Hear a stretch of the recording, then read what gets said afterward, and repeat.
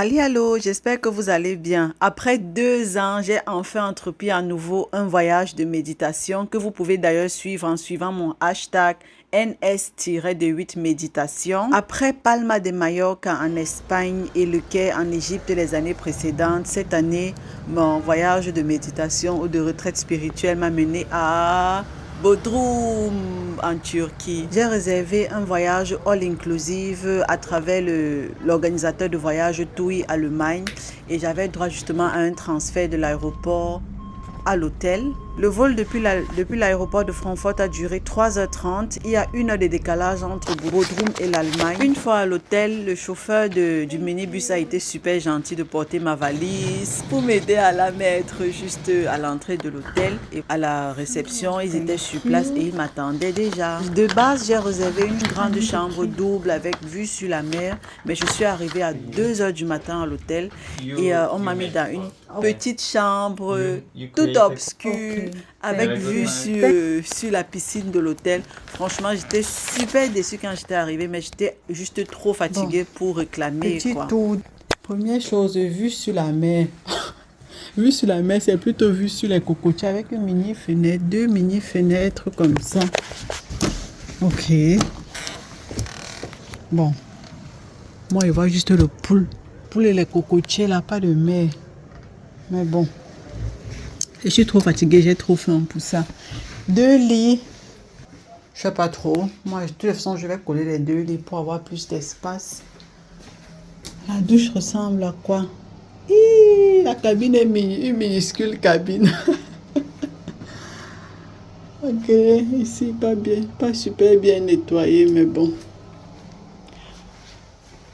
Bref, je commence d'abord par faire l'aménagement, je suis fatiguée.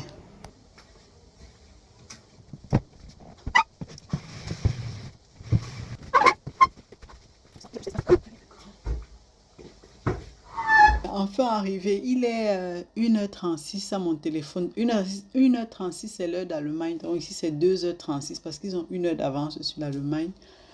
Oh, je suis épuisée, le voyage était long, épuisant et tout.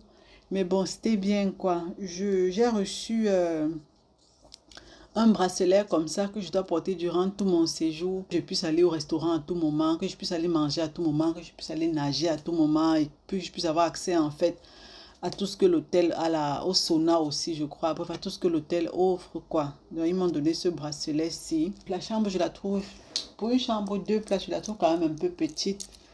Ça dernière fois quand j'étais allée en Espagne, en Égypte et tout, les chambres étaient étaient beaucoup plus grandes quoi.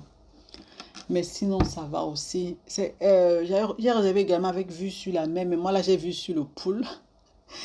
Donc, demain matin, je vais essayer de voir si je n'ai pas une meilleure chambre, peut-être plus grande et vraiment avec vue sur la mer, quoi. Et à part ça, je suis arrivée super tard. Le repas du soir finit à, je crois, 23h30 comme ça. Donc, j'étais obligée de commander une pizza et une boisson, quoi. Et ça m'a coûté 11 € à peu près, hein, pizza et boisson. Donc, ils vont m'appeler là quand ça sera livré. Et bon, voilà, je vais juste me doucher. Quand ma pizza arrive, je mange un petit truc et je dors. Je suis épuisée. Je me suis déconnectée en fait de Facebook parce que c'est super difficile de faire une retraite spirituelle ou de méditer, en tout cas de réfléchir sur ce qu'on a à réfléchir quand on est tout le temps connecté avec les réseaux sociaux et tout quoi. Même si mon téléphone n'a pas de notification, ça fait qu'on est un peu dispersé. Donc je me suis déconnectée d'abord pour les prochains jours. Et quand j'étais en route, j'ai commencé quand même à réfléchir un peu sur ce que... En fait, pas que réfléchir, je sais exactement sur les thèmes que je dois aborder avec moi-même et tout. J'ai essayé de bien classer ça dans ma tête et tout pour avoir un programme de méditation clair, quoi. L'hôtel est super grand. Donc ça, si ça se trouve, peut-être que je ne vais même pas forcément aller en ville. Peut-être que je vais rester les 4 jours vraiment ici parce qu'il y a beaucoup d'espace là.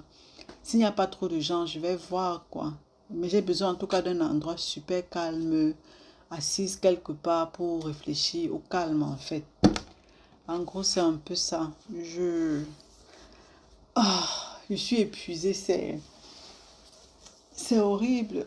Oh mon Dieu, c'est horrible quoi. Et surtout, j'ai super faim. Donc, je vais Même pas d'effet ma valise. Je vais juste prendre mon pyjama, je me douche, je me brosse les dents. Oh non, j'attends, je mange, je me brosse les dents, je dors d'abord. On va voir le reste demain, quoi.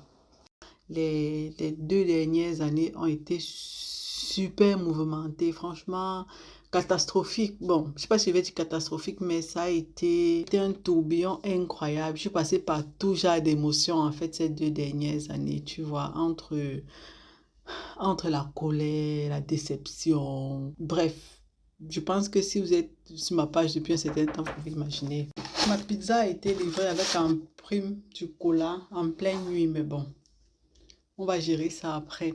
En fait, comme je disais, ces dernières années, je suis passée par tout genre d'émotions, tu vois. Entre les discussions avec la famille, entre les discussions avec le futur ex-mari, entre discussions avec les avocats, les discussions au tribunal, les procès. L'année passée, cette année, c'est depuis le début de cette année, c'est un peu calme. Mais l'année passée, c'était catastrophique. Tout le temps au tribunal, à la police, aux urgences. En fait, c'est épuisant, tu vois. C'est mentalement, c'est psychologiquement épuisant. Et sans compter après les psys, accompagner les enfants, prendre sur soi en fait comment dire, pour ne pas transférer je ne sais pas si je vais dire la rage ou la déception, bref, pour ne pas transférer les émotions négatives, entre guillemets, que j'avais en moi sur les enfants. Ça également, c'est un travail énorme qui est psychologiquement épuisant, quoi, tu vois. Et ces 2 dernières années, c'était catastrophique en fait. Donc là, j'avais franchement besoin d'une pause d'abord. C'est vrai que ce n'est que 4 jours, mais c'est super nécessaire. Une pause comme ça pour réfléchir un peu, pour réfléchir à la suite, pour réfléchir ce qui a été fait jusqu'ici, pour réfléchir sur comment ça va aller, ça va continuer et tout, quoi. Donc, en gros, c'est un peu le but de cette retraite. Et pourquoi je suis venue ailleurs? Je suis venue loin, super important d'aller loin de la maison pour moi, en tout cas, parce que quand je suis à la maison, je, en fait, il y a trop de choses à faire. Parce qu'en vrai, si je suis à la maison, j'aurai toujours des trucs à faire. Et je vais dire, je peux prendre les vacances, prendre une pause comme ça au boulot et rester à la maison, tu vois. Quand même, quand les enfants ne sont pas là, il y a toujours quelque chose à ranger, il y a toujours quelque chose à réparer, il y a toujours quelque chose à faire. Bref, malgré que j'ai même la nounou qui peut aider, quoi. Donc, c'est super, super important pour moi de me retirer de mon cadre habituel parce que ça m'aide à me détacher vraiment du quotidien, tu vois, à me concentrer vraiment sur ce que j'ai à faire, quoi. J'ai tellement de points sur lesquels je dois réfléchir en paix, sur la suite, parce que quitter quand même d'une relation, moi je le qualifie comme relation toxique, tu vois. Le truc, c'est que quand tu es à l'intérieur, tu ne, tu ne te rends pas vraiment compte de la toxicité dans laquelle tu vis en fait. C'est maintenant que je suis vraiment sortie de là, qu'on n'est plus ensemble du tout, qu'on ne communique plus, que je me rends compte que mais c'était en fait une vraie catastrophe, tu vois. C'était une vraie catastrophe parce que quand je me vois maintenant par rapport à comme j'étais avant, avant, je veux dire, j'ai toujours été une personne très joyeuse, très ouverte, très accueillante, qui va avec plaisir vers les autres et tout. Mais en fait, toutes les qualités que j'ai de base, à un moment donné, en fait, je les retrouvais même plus moi-même en moi, en fait. Tu vois, même les choses que j'aime faire, que j'ai toujours été faire, je n'arrivais plus à le faire. C'était dans un tourbillon là où il n'y a pas de respect, il n'y a pas de considération, il n'y a que les paroles rabaissantes, il n'y a que les insultes. Je dis, mais je me demande, mais comment c'est possible en fait? Comment c'est possible? Comment est-ce que vous pouvez quitter à 2 personnes qui, oui, au moins arrivent à communiquer, à 2 personnes qui sont comme chien et chat, ou bien comme chat et souris, qui n'arrivent pas à parler posément, qui n'arrivent pas à s'asseoir et discuter calmement comme des adultes normaux, quoi, en fait. Tu vois, c'est catastrophique, en fait.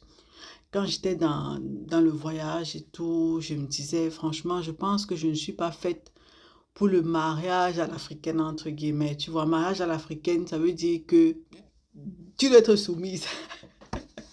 Le mari, c'est le tout-puissant, point barre, tu vois. Finalement, je me suis dit, en fait, je pense que je ne suis pas faite pour ça parce que Là, je me rappelais par exemple quand c'était vraiment chaud, il y a 2 ans, je suis allée au Cameroun, je suis allée voir la famille, je suis allée expliquer que franchement, ça ne va pas en fait, ça ne va pas. Tu vois, et quand j'écoute beaucoup de conseils, entre guillemets, que j'ai eu de beaucoup de personnes, genre, oui, il faut seulement être soumise, ça va aller, ce genre de trucs, je me dis, mais en fait, il y a un problème.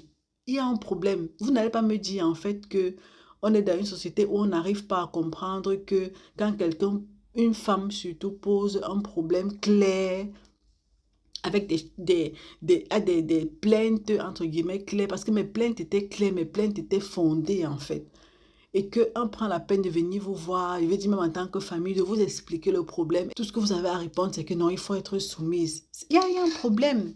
Il y a un problème, il y a quelque chose qui ne va pas. Il y a quelque chose qui ne va pas. Et vous n'allez pas me dire que je suis la seule personne à avoir ce genre de problème-là en famille. Il y a quelque chose qui ne va pas. Ce besoin de... moi, je ne suis pas forcément pour le divorce. Franchement, c'est vrai que avec mes publications sur Facebook, sur ma page Facebook de ces derniers jours, c'est du genre, ouais, je tire vraiment à balles réelles et tout. Bon, je vais vous expliquer également peut-être pourquoi.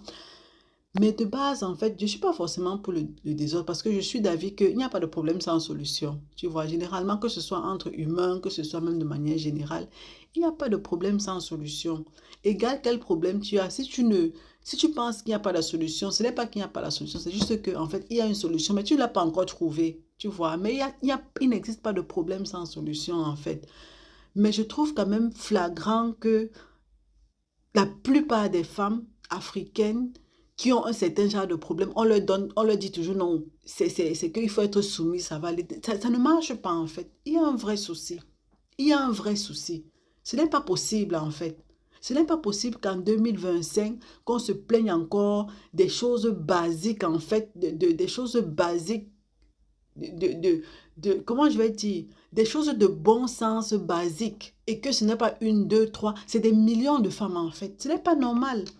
Ce n'est pas normal. Ce n'est pas normal que en 2025, que vous soyez déjà là, vous soyez jeune, vous soyez marié, vous avez des enfants, vous avez une vie à construire, à bâtir, vous avez des enfants à élever, vous avez une société à bâtir, mais qu'on soit encore en train de se plaindre en fait d'un certain genre de problème. Ce n'est pas normal. Ce n'est pas normal, sincèrement. Bref, en tout cas, j'ai du temps, j'ai assez de temps pour réfléchir sur tout ça. Ma pizza est arrivée. La pizza est un peu petite. En fait, j'ai reçu 2 pizzas, mais ces 2 pizzas, c'était beaucoup trop. La réceptionniste, là, je lui ai demandé de partir avec une, de garder une, qu'elle aille manger ça là-bas elle-même, parce que c'est pas la peine. Si je garde ça, si ça va aller à la poubelle, ça vaut pas la peine, quoi. Bon, franchement, je trouve, je trouve tout ça très dommage. Je trouve tout ça très dommage. Je trouve la situation très dommage. Je trouve que c'est beaucoup d'énergie gaspillée, beaucoup de temps gaspillé, beaucoup d'argent gaspillé. Et je trouve que le temps, l'argent, l'énergie que je mets personnellement dans ce problème, entre guillemets, si c'est le temps, l'argent, l'énergie qui aurait servi à autre chose. J'aurais été plus productive ailleurs. Ce n'est pas une bonne idée de boire le cola à 2 heures du matin. Donc, j'ai switché avec un smoothie et de l'eau. Le cola, là, il va laisser ça dans mon petit frigo, là.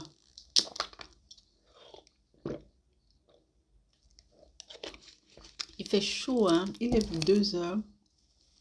Mais là, ma fenêtre est même ouverte. La fenêtre est ouverte, là, mais il fait chaud. C'est fou. En Allemagne, à 2 heures comme ça, tu peux pas. Tu peux pas être dehors. C'est vraiment chaud.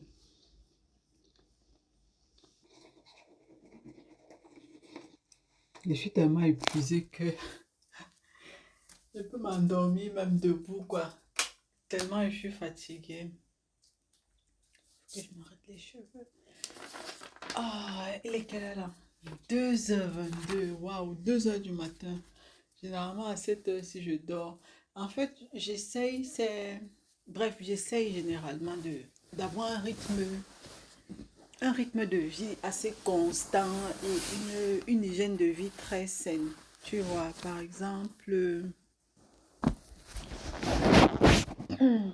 exemple, même pour le boulot et tout ça, j'essaie toujours d'aller au lit assez tôt parce que je me réveille généralement très tôt le matin, avant 6 heures, quoi. Parce que généralement, je me douche, je m'apprête avant que les enfants ne se réveillent parce que le réveil des enfants sonne à 6h30. Et j'essaie d'aller au lit assez tôt. Oh, putain.